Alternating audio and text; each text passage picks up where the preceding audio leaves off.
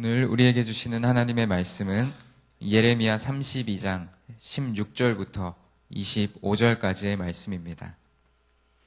예레미야 32장 16절부터 25절까지의 말씀, 우리 함께 봉독하겠습니다. 내가 매매 증서를 네리야의 아들 바룩에게 넘겨준 뒤에 여호와께 기도하여 이르되, 슬프도소이다. 주 여호와여, 주께서 큰 능력과 펴신팔로 천지를 지으셨사오니 주에게는 할 수 없는 일이 없으시니이다. 주는 은혜를 천만민에게 베푸시며 아버지의 죄악을 그 후손의 품에 갚으시오니 크고 능력 있으신 하나님이시요 이름은 만군의 여호와시니이다. 주는 책략에 크시며 하시는 일에 능하시며 인류의 모든 길을 주목하시며 그의 길과 그의 행위의 열매대로 보응하시나이다.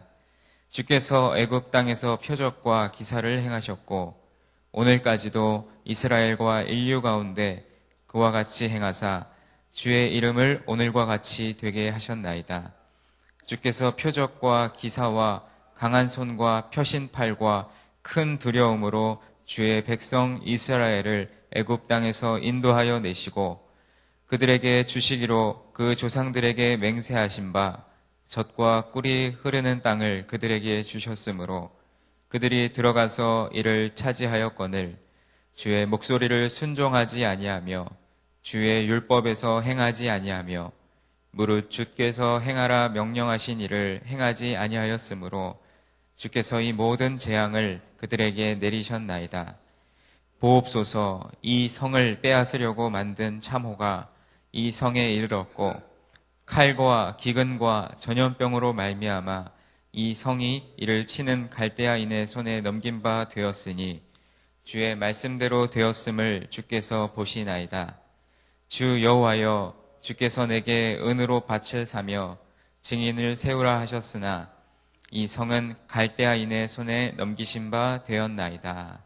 아멘. 지난 한 주간 꿈새 한가을을 통해 하나님께서 우리 말씀 삶 공동체와 또 여러분의 가정과 또 개인에게 귀한 은혜를 주신 줄 믿습니다. 교회여 나의 복이여라는 주제처럼 2014년은 우리 교회 희년인데 이 희년에 우리 말씀 삶 공동체에게 주시는 이 희년의 복이 여러분의 가정과 삶에도 충만하시기를 간절히 소망합니다. 우리는 계속해서 새벽마다 예레미야 말씀을 묵상하고 있습니다.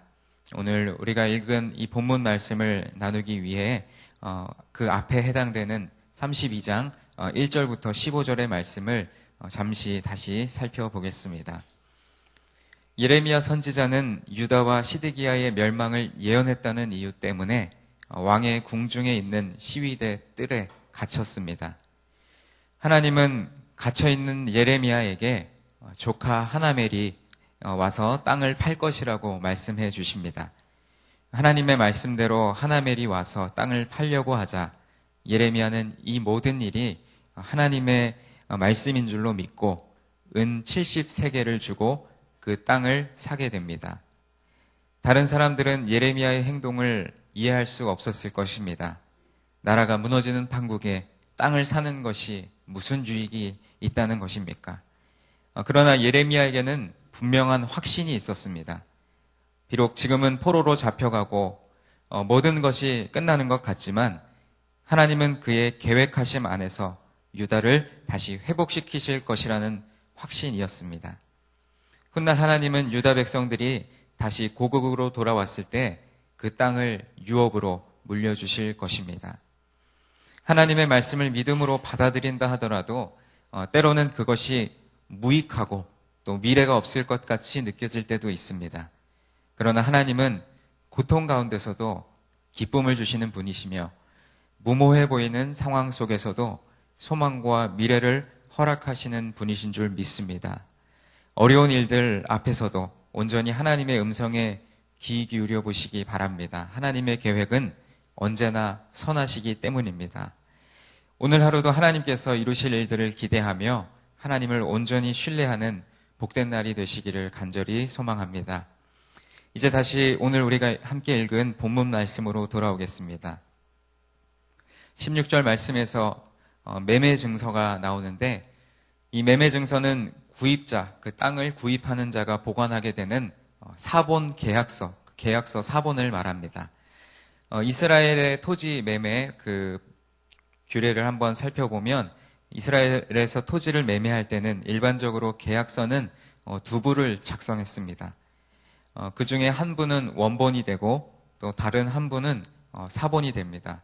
요즘은 우리가 복사기 이런 그 문화들이 있기 때문에, 기계들이 있기 때문에 그냥 한 부만 출력해서 복사를 하면 여러 장 사본을 만들 수 있지만, 이 당시에는 사본도 역시 똑같이 써서 사본을 기록해야 됐기 때문에 한 부는 원본이 되고 또 다른 한 부는 사본의 역할을 하게 되었습니다. 원본은 그 내용을 고치지 못하게 임봉한 다음 토기에 담아서 영구히 보존했습니다.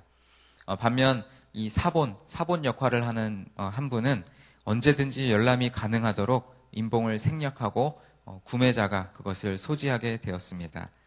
그리고 이 매매 과정에서 계약이 성립하게 하기 위해서는 반드시 3명의 증인을 필요로 하게 됩니다. 예레미야가 예루살렘 함락 직전임에도 불구하고 이러한 당시 매매 계약 절차를 모두 지키며 토지를 구입한 것은 그가 하나님의 회복에 대한 확신을 가지고 있었기 때문이라고 볼 수 있습니다. 또한 예레미야가 이 매매 증서 사본을 바룩이라는 사람에게 주어 보관하게 한 것은 그가 매매 증서를 보관할 수 없는 몸이었기 때문입니다. 앞에서 살펴보았듯이 시위대의 뜰 안에 갇혀 있는 상태였기 때문입니다. 바룩은 예레미야의 충실한 서기로 등장합니다. 예레미야서의 대부분을 이 바룩이 대필했다고 많은 학자들이 이야기하고 있습니다. 이 바룩이라는 사람의 이름의 뜻도 여호와의 복 받은 자라는 의미를 지녔다고 합니다. 17절 말씀에서 예레미야는 이렇게 고백합니다. 슬프도소이다. 하나님께서 명령하신 대로 땅을 기업으로 샀지만 바벨론 군대가 점령해 오는 것을 보고 땅을 사게 하신 이유를 하나님께 되묻고 있는 것입니다. 하나님의 전지전능하심을 고백하며 출애굽의 징조와 기사들이 예레미야가 예언하던 당시에도 계속해서 강조되고 있음을 이야기합니다. 즉 하나님의 구원 사역, 우리를 구속하시는 그 사역은 출애굽 때와 마찬가지로 계속되고 있다는 이 예레미야의 신앙 고백이 오늘 우리가 읽은 말씀 18절부터 23절까지 계속해서 고백하고 있는 것입니다. 유다 백성들은 하나님의 말씀을 받아들이지 않았고 하나님의 성전 안에 우상을 세워놓고 섬겼으며 몰렉이라고 하는 몰렉에게 사람을 제물로 바치는 인신제사를 드렸습니다. 하나님은 사랑이시며 우리를 향해 늘 은혜를 베푸시지만 우리들이 잘못된 길을 갈 때 분명히 심판하시는 분이십니다. 하나님께서 선택하신 유다 백성도 하나님의 말씀에 불순종할 때 징벌을 피할 수 없었습니다. 결국 유다 백성들은 우리가 잘 알고 있듯이 바벨론의 포로가 되었습니다. 예레미야는 이 암담한 조국의 현실을 바라보며 슬퍼할 수밖에 없었습니다. 또 하나님의 말씀을 아마 모두 다 이해할 수는 없었을 것입니다. 그러나 하나님의 은혜와 공의로우심을 믿고 끝까지 신뢰했습니다. 그리고 하나님의 말씀에 온전히 순종했습니다. 믿음이 있다면 이해가 되지 않아도 순종할 수 있는 것이 우리의 믿음입니다. 예레미야의 믿음을 기억하며 어떤 상황에서라도 하나님의 말씀에 순종할 수 있는 믿음을 구하시는 저와 여러분이 되기를 간절히 소망합니다. 하나님은 우리의 순종을 기뻐하시며 또 순종하는 마음 가운데 은혜의 기쁨을 누리게 하시는 분이신 줄 믿습니다. 많은 초신자들 그리고 새가족들에게 우리 하나님에 대해서 소개할 때 그들이 가장 어려워하는 부분이 있습니다. 오랫동안 신앙생활 하신 분들은 너무나도 당연하고 자연스럽게 이해가 되는 부분이지만 초신자들이 이해하기 힘든 부분이 있는데 바로 하나님에 대한 부분이죠. 하나님은 공의로우시고 또 하나님은 자비로우시고 사랑이 많으신 분이신데 또 하나님은 공의로우셔서 우리를 벌하시는 분이시다. 하나님이 사랑이시면 사랑만 주시면 되는데 왜 우리를 심판하시고 왜 우리를 벌하시려고 하는가? 하는 그것 때문에 많은 초신자들이 혼돈스러워합니다. 그런데 우리가 잘 알고 있듯이 우리가 믿는 하나님은 우리를 사랑하시는 자비로우신 분이시지만 우리 안에 있는 죄, 우리 안에 품고 있는 여러 가지 더러운 생각과 죄악들은 하나님께서 미워하시기 때문에 반드시 심판하셔야만 하는 공의로우신 분이 바로 하나님이십니다.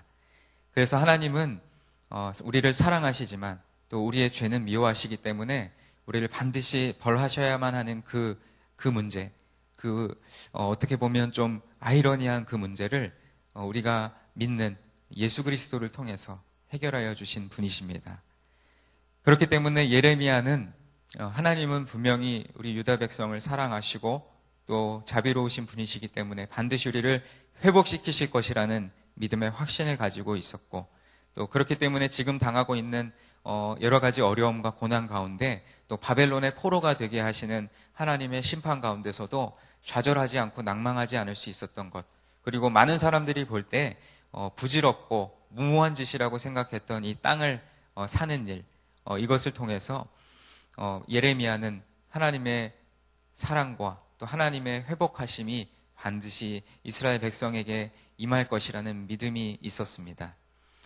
예루살렘이 바벨론에게 멸망할 때 예레미야는 하나님께 부르짖으며 기도합니다.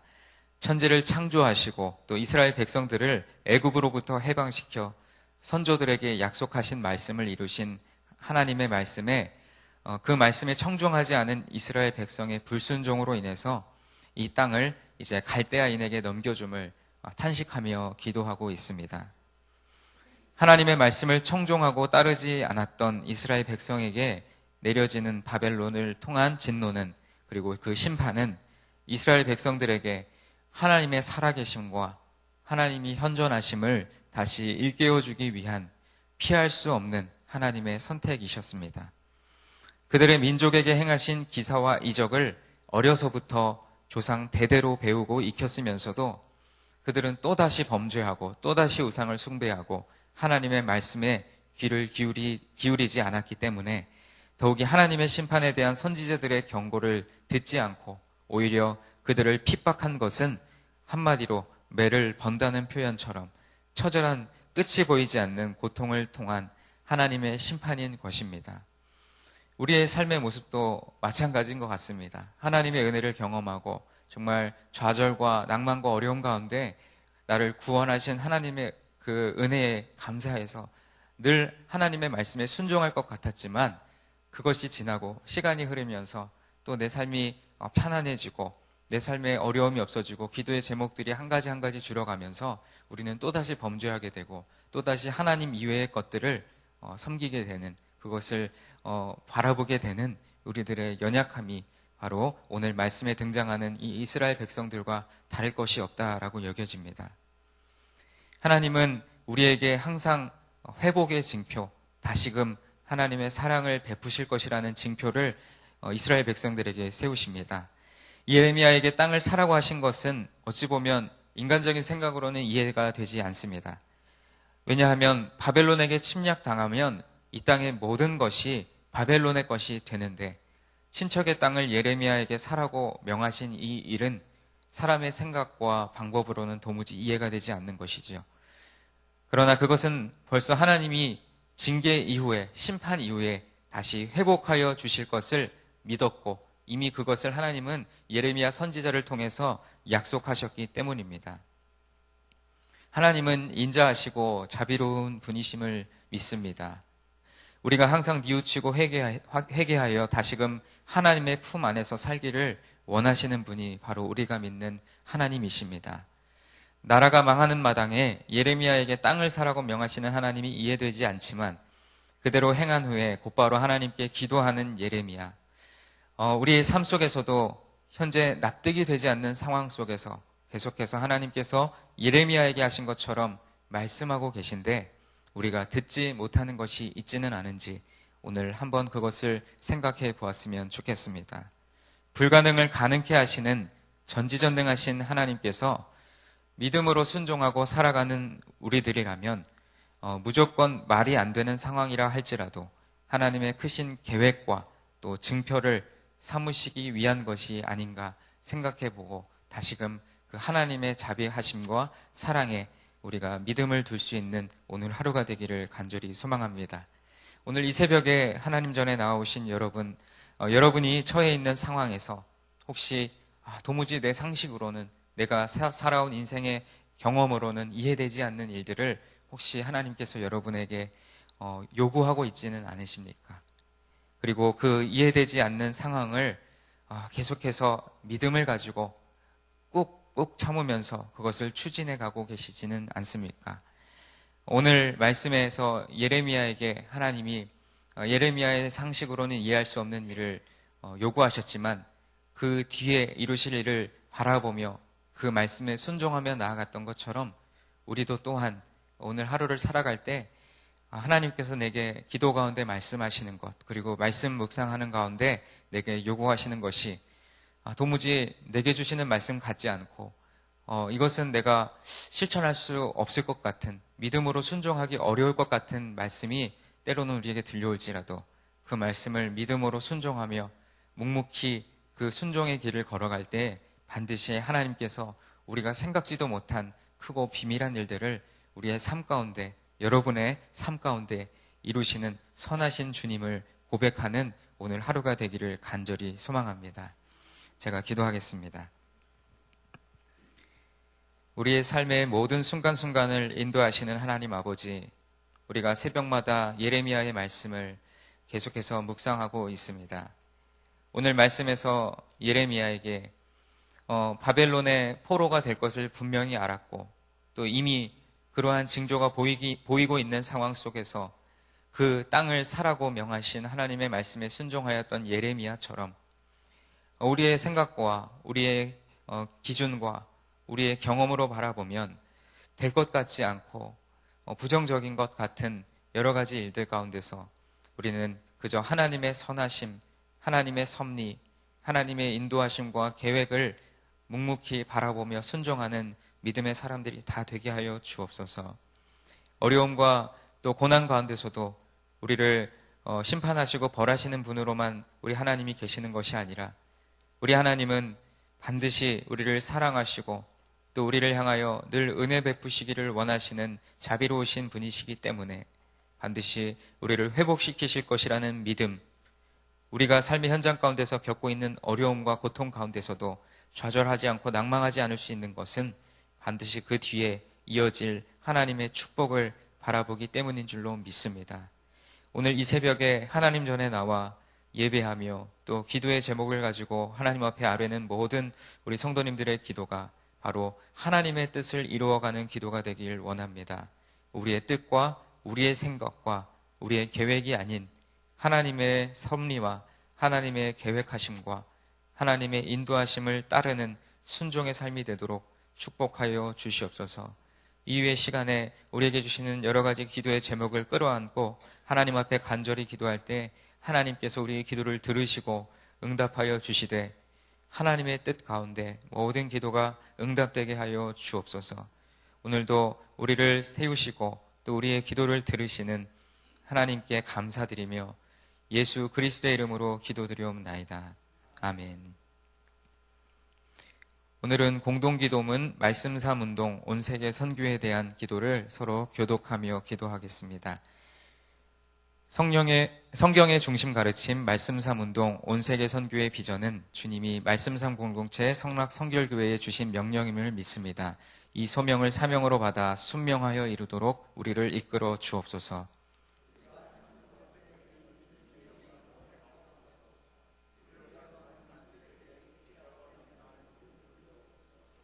문제를 통찰하는 지혜와 한계를 넘어서는 용기를 주시며 하나님 나라를 위해 헌신하는 사람들을 보내주시어 거룩한 영적 부흥을 함께 누리고 나누게 하옵소서. 아멘. 주기도문 하시겠습니다. 하늘에 계신 우리 아버지, 아버지의 이름을 거룩하게 하시며 아버지의 나라가 오게 하시며 아버지의 뜻이 하늘에서와 같이 땅에서도 이루어지게 하소서. 오늘 우리에게 일용할 양식을 주시고 우리가 우리에게 잘못한 사람을 용서하여 준 것 같이 우리 죄를 용서하여 주시고 우리를 시험에 빠지지 않게 하시고 악에서 구하소서. 나라와 권능과 영광이 영원히 아버지의 것입니다. 아멘. 우리가 먼저 함께 기도해야 될 공동의 기도 제목을 먼저 드립니다. 지금 들은 말씀이 오늘 하루 우리 삶으로 이어지게 하옵소서. 또 어제 주일에 우리 교회에 새로 등록한 새 가족들이 우리 성락선결교회를 통해 위로와 평안을 누리고 말씀삼 공동체에 잘 정착하게 하옵소서. 또 날마다 기도하는 전도 대상자들을 품고 또 기도하는 성도들이 전도의 때를 얻게 하옵소서.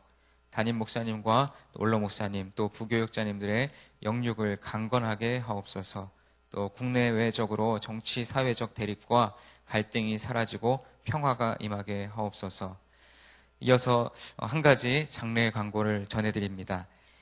삼교구 우종옥 안수집사님, 윤명숙 권사님의 모친이신 고유기혜 집사님께서 어제 소천하셔서 학소원 장례식장에 빈소를 마련하셨습니다. 입관은 오늘 오전 11시고 발일은 내일 오전 7시 30분인데 우리 교회에서는 오늘 오후 1시에 교회 앞에서 문상을 출발한다고 합니다. 일정 참고해 주시고 이 가정에 하나님의 위로가 함께 하시도록 기도해 주시기 바랍니다. 우리에게 주신 공동의 기도의 제목을 품고 기도하시고 또 여러분 가지고 나오신 기도 제목을 하나님 앞에 아뢰시고 자유롭게 돌아가도록 하겠습니다. 함께 기도하겠습니다. 하나님 아버지, 오늘 이 새벽에 우리를 하나님의 전으로 이끄시고 또 우리에게 하나님의 말씀을 들을 수 있는 귀한 시간과 장소를 허락하여 주신 것 감사합니다. 하나님, 우리가 말씀을 들은 곳으로 끝날 것이 아니라 들은 말씀을 우리의 삶으로 살아낼 수 있도록 우리의 삶을 인도하여 주시고 우리가 들은 이 말씀이 우리의 삶으로 이어지도록 오늘 하루 우리의 삶을 붙들어 주옵소서. 하나님, 어제 우리 주일에 우리 교회에 새로 등록한 새 가족들 하나님 안에서 위로와 평안을 누리게 하시고 또 우리 말씀상 공동체에 잘 정착하여 아름답게 신앙생활 해나갈 수 있도록 주님 축복하여 주시옵소서.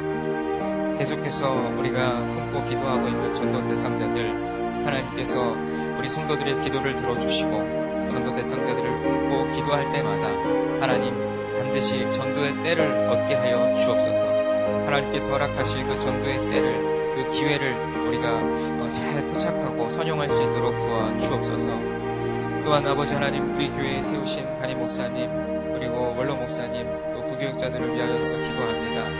하나님께서 우리에게 맡기신 사명, 하나님 그 사명의 길을 묵묵히 걸어갈 때에 영적으로나 육적으로나 강건하게 하여 주옵시고 하나님, 우리가 어디를 가든지 주님께서 세우신 하나님의 종이라는 그 분명한 자의식을 가지고 하나님 앞에 설 수 있도록 도와주옵소서. 또한 우리 목사님들, 전도사님들이 감당하는 사역 가운데 하나님, 우리의 이름이 높아지는 것이 아니라 오직 하나님께만 영광될 수 있도록 오직 우리의 삶을 붙들어 주옵소서. 또한 국내의 여러 가지 정치, 사회적인 대립과 갈등이 많은 이때에 하나님, 모든 갈등이 사라지는 평화가 임하게 하옵소서. 그 일을 위하여 우리 그리스도인들이 먼저 기도하며 우리 나라와 민족을 위하여 품고 기도할 때 하나님께서 우리의 기도를 들으시고 간절한 기대와 소망을 하나님 받아 주옵소서.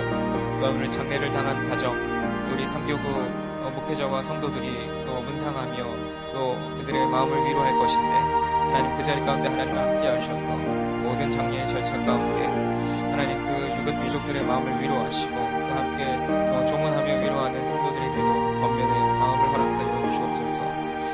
우리 오늘 삶을 주님 붙들어 주시고 우리 성도들의 여러 가지 가정과 또 개인의 기도의 제목을 가지고 나와서 하나님께서 그 기도를 들으시고 응답하여 주시되 우리의 뜻과 우리의 계획이 아닌 하나님의 섭리와 하나님의 계획 가운데 우리가 하나님의 뜻을 구하는 하나님의 뜻 가운데서 우리의 기도가 응답되는 축복이 있게 하여 주옵소서. 오늘 하루의 삶을 살아가는 우리 성도님들 한 분 한 분의 삶을 축복하시고 우리가 어디를 가든지 어느 곳에 있든지 하나님을 묵상하며 하나님을 기억하며 늘 내가 하나님과 동행함을 고백하는 우리의 삶이 됩니다.